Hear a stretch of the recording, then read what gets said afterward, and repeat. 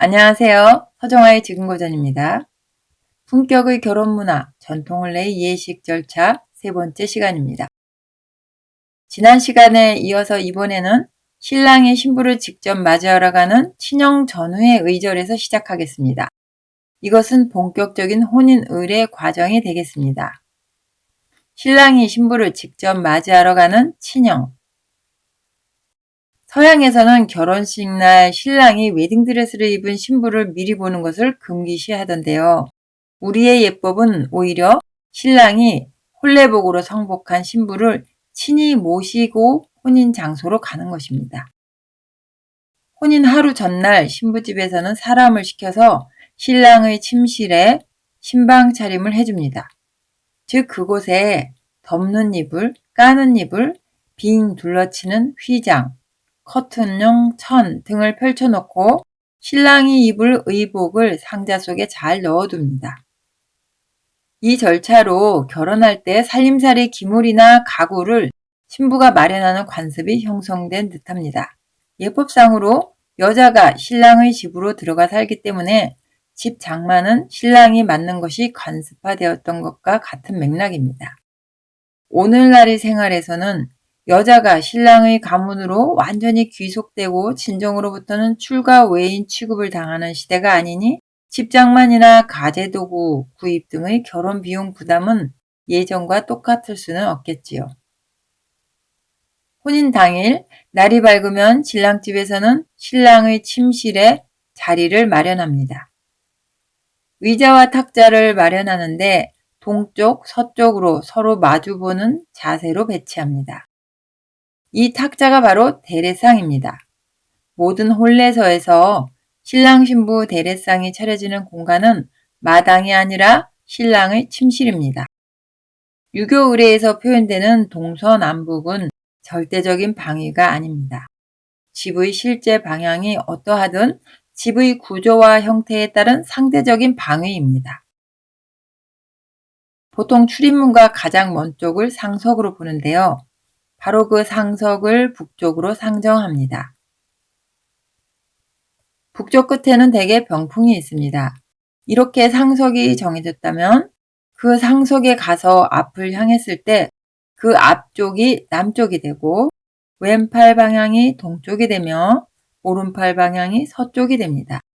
그곳이 만일 마당이라면 대청마루 쪽이 북쪽이고 대문 쪽이 남쪽이 됩니다. 이렇게 집의 구조로 상대적인 동서남북이 정해졌다면 그 집의 실제적인 방위와 상관없이 집 구조로 동서남북이 정해집니다. 각 방의 동서남북 역시 상대적인 상태로 정해집니다.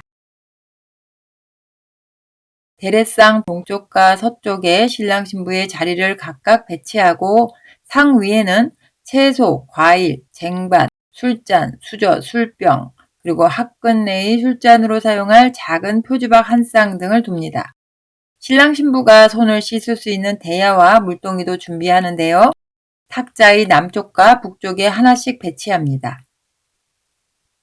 여자 집에서는 대문 밖에 신랑의 대기소를 설치합니다. 원문으로 차라고 합니다. 이 차자는 순차라는 의미도 있지만 정확하게 말하면 어떤 일을 하기 전에 순서를 기다리며 있는 장소라는 의미가 있습니다. 초저녁이 되면 신랑은 성대한 복장을 차려입는 성복을 합니다.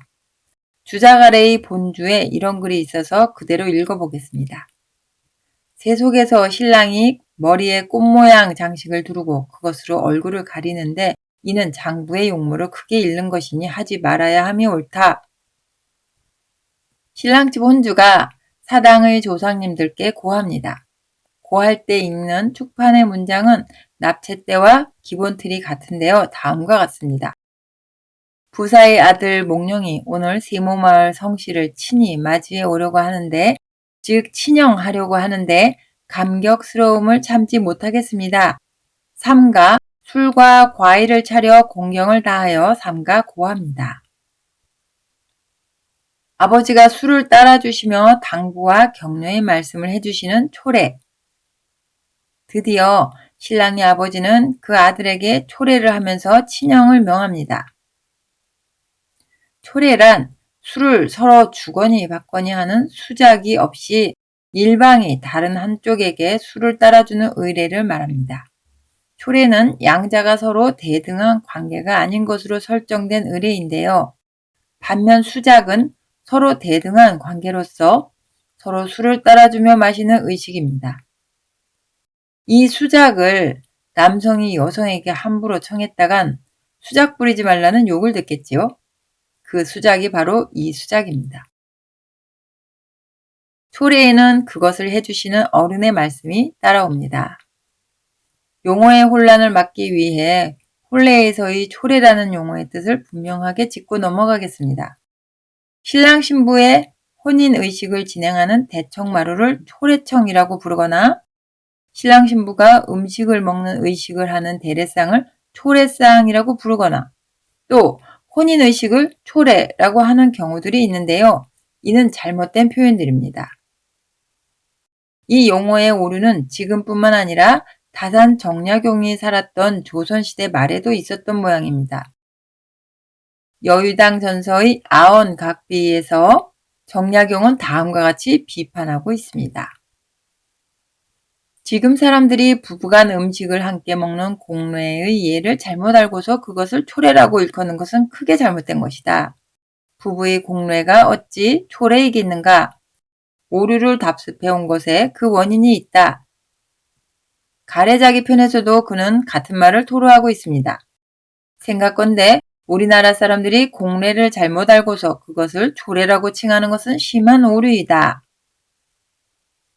저는 초례의 오류를 정정해서 표현할 것이니 제가 사용하는 용어의 뜻에 혼동이 없길 바랍니다. 초례를 진행하기 위해서 먼저 대청의 탁자에 술주전자, 쟁반, 술잔을 진설합니다. 혼주는 복장을 잘 차려입고 즉 성복하고 대청의 동쪽 벽 가까이 서향해서 앉습니다. 그 서북쪽에 방석을 두는데요. 신랑은 그 방석의 바로 서쪽 옆에서 남향하여 섭니다. 주작 아래의 혼례편에서 이렇게 신랑의 남면한 모습이 연출되는 것은 이제부터 진정한 어른이 된다는 상징성을 부여한 것입니다. 다만 혼주 바로 옆에서 남면할 수 없기 때문에 혼주가 앉아 계신 그곳과 일정한 거리를 둔 것입니다. 의례를 돕는 도우미인 찬자가 잔의 술을 따라서 신랑의 방석 앞으로 가까이 나아갑니다. 신랑은 2번 절하는 제배를 하고 방석에 올라서서 남향해서 술잔을 받습니다. 참고로 여기서 신랑이 한 제배는 혼주에게 한 것입니다. 신랑 자신이 비록 대청의 동쪽 벽 가까이 서향해서 앉아 계신 혼주의 서북쪽의 자리에서 남향한 채로 제배를 하였지만 즉 마치 허공에다 한 것처럼 보이지만 이는 술을 내려주신 혼주께 드린 제배입니다. 찬자에게 술잔을 받은 신랑은 무릎을 꿇고 제주합니다. 이렇게 제주하고 나서 일어나 방석 끝으로 나아가 무릎을 꿇고 술을 맛봅니다. 다시 일어나서 신랑은 그 방석의 바로 서쪽 옆으로 내려와 잔을 찬자에게 줍니다. 다시 제배하고 동쪽 벽 가까이 서향해서 앉아 계신 아버지에게 즉 혼주에게 가까이 가서 아버지를 향해 동향하여 무릎을 꿇고 앉으면 이는 아버지와 서로 마주 앉아 있는 상태입니다. 아버지는 다음에 말씀을 하십니다. 가서 너의 반려자를 맞이해 와서 내가 이어받아 해오던 가문의 일을 계승하여라. 공경함으로 너의 아내를 격려하고 솔선수범해서 그처럼 된다면 떳떳함을 지니게 될 것이다. 신랑은 네 알겠습니다. 감당하지 못할까 두렵지만 감히 명을 잊지 않겠습니다. 라고 말하고 엎드렸다가 일어나 나갑니다. 초례는 부모가 하는 것이기 때문에 고아가 되어 스스로 하는 혼례라면 초례가 없습니다. 공자, 맹자, 순자 시대의 본원 유학에서의 초례는 원래 술 따라주는 일을 도와주는 찬자가 없이 아버지가 직접 진행합니다. 그렇기 때문에 자리 배치에서 아버지가 남면하고 아버지를 향해 있는 아들은 북면하게 됩니다. 이와 관련해서 순자 대략편에 이런 글이 있습니다.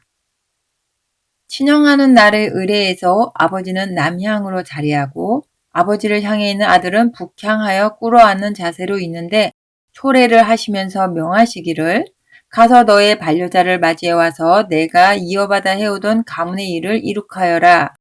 공경함으로 너의 아내를 격려하고 솔선수범해서 여자 손조가 계승됨이 그처럼 된다면 떳떳함을 지니게 될 것이다 라고 말한다. 주작 아래에서 초례를 행할 때 찬자를 등장시키면서까지 신랑을 난면하게 한 의도는 신랑이 그리고 신부가 앞으로 한 가정을 꾸려나가는 어른으로서의 독립적인 모습을 상징성 있게 표현하고자 한 취지는 아니었을까 생각합니다.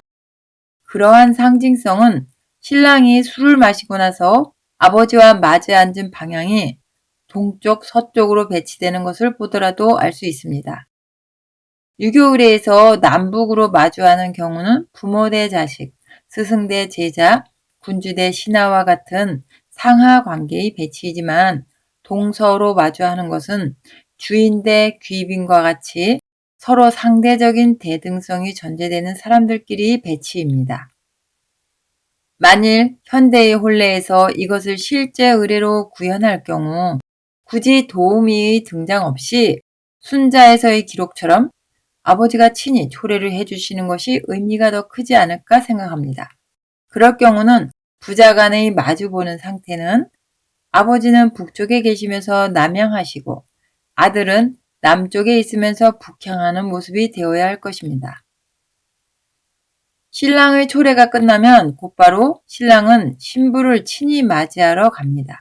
즉 친형을 하러 갑니다. 신랑은 말을 타고 가는데 촛불을 든 자들이 앞서서 인도합니다. 신랑이 신부집에 도착하면 대문 밖에 신랑을 위해 준비된 대기소에서 기다립니다. 말을 타고 남의 집 대문 안으로 들어가는 경우는 없습니다.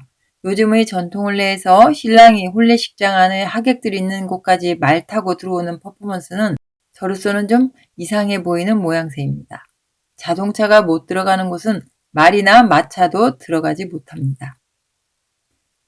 신부집 혼주가 사당에서 조상님께 고하는데 고할 때 읽는 축판 문장 구성은 이렇습니다. 저의 셋째 딸이 오늘 네모마을 이부사의 아들 몽룡에게 시집을 가려고 하니 감격스러움을 참지 못하겠습니다. 삼가 술과 과일을 차려 공경을 다해 삼가 고합니다. 드디어 신부의 아버지가 신부에게 초례를 해줍니다.